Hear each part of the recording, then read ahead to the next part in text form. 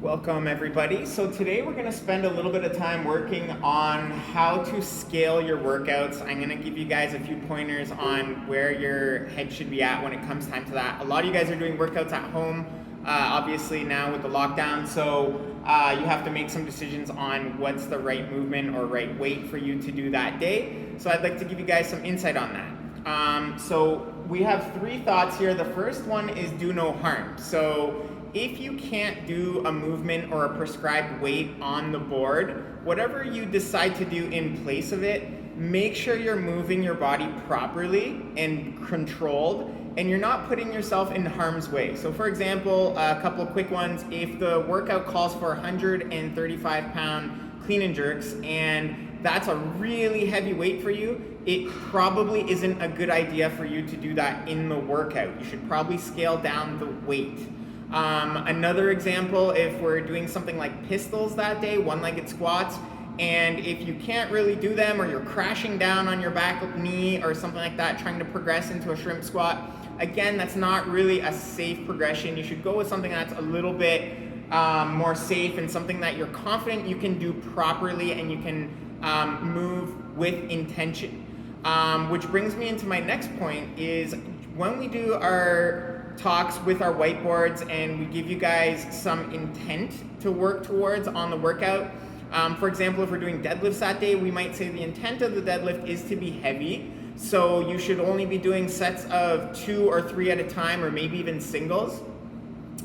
If you're gonna scale up to that weight that is heavy for you, make sure you're doing just that. You're moving through it slowly, you're paying close attention to where your body is, you're paying attention to that form, making sure you're doing the movements with intent, nice and slow, not rushing because you are doing a workout. The other thing is if you pick a scale, for example, for a pistol, like you decide to do shrimp squats or something like that, and the next few days after that, your knee is really sore. Pay attention to that stuff. That body awareness is great. Sometimes we all are guilty of this. We kind of go a little bit too hard, or we go a little bit too heavy, or we pick something that's just a little bit too far out of our comfort zone, and then it causes some joint pain for the next couple days.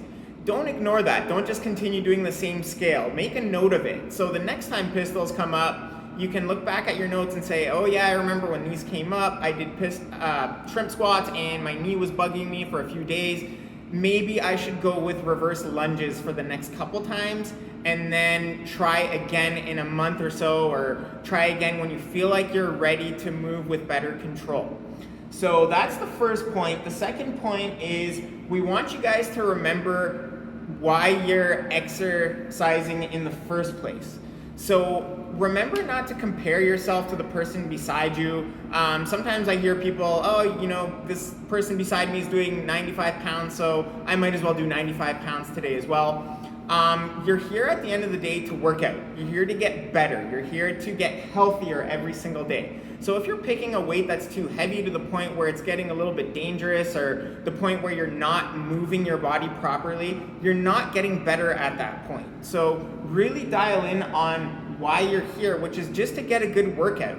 One of the things that I needed to learn over time is every single day I feel a little bit different. So if one day I go to do some clean and jerks and the scale in the RX weight is 135, if I do 1 rep or 2 at 135 and it feels really heavy that day and I just don't have the energy, maybe I didn't sleep right, maybe I didn't eat right, maybe I've just been working hard at the gym and you know I need a rest day. There could be so many variables, but every single day you're gonna change. So if on those days that you feel that the weight feels extra heavy, that's a perfect day to scale it back. And I know a lot of experienced CrossFitters, people who have been doing this for a while, fall into this trap where they think, oh, well, 95 pounds isn't heavy for me, so I'm just gonna do it.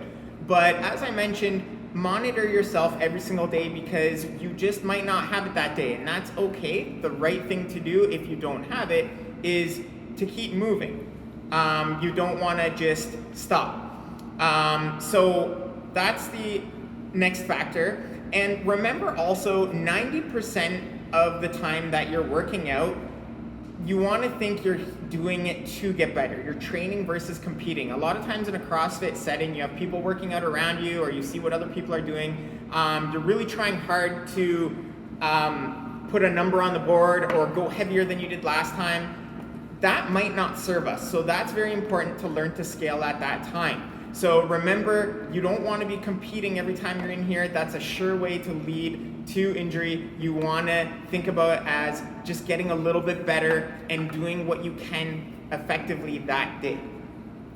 Final point we're going to make here, guys, if you need to scale a movement, then that movement is probably exactly what you need to be working on. So one of the things that comes up very often is people that avoid a movement that they can't do or they don't like.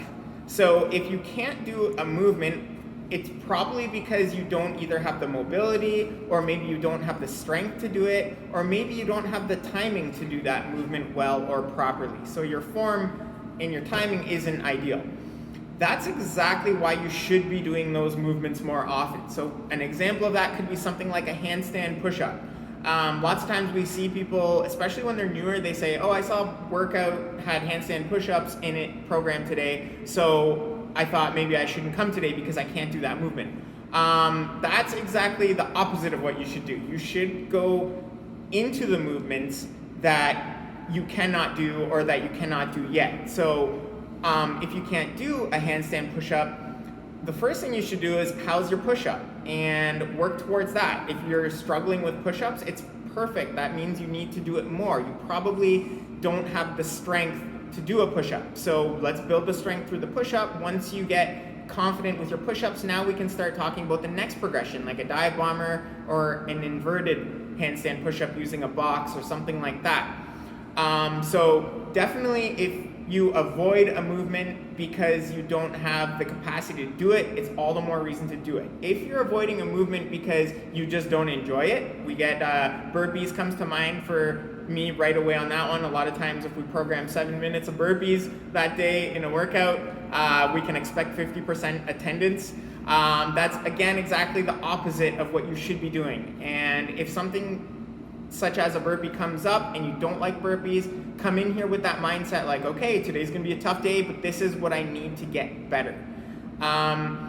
So hopefully you guys learned a thing or two about scaling your workouts. If you have any questions about this or anything else, just keep the feedback coming. Shoot us a message underneath this video and we'll get back to you as best as we can.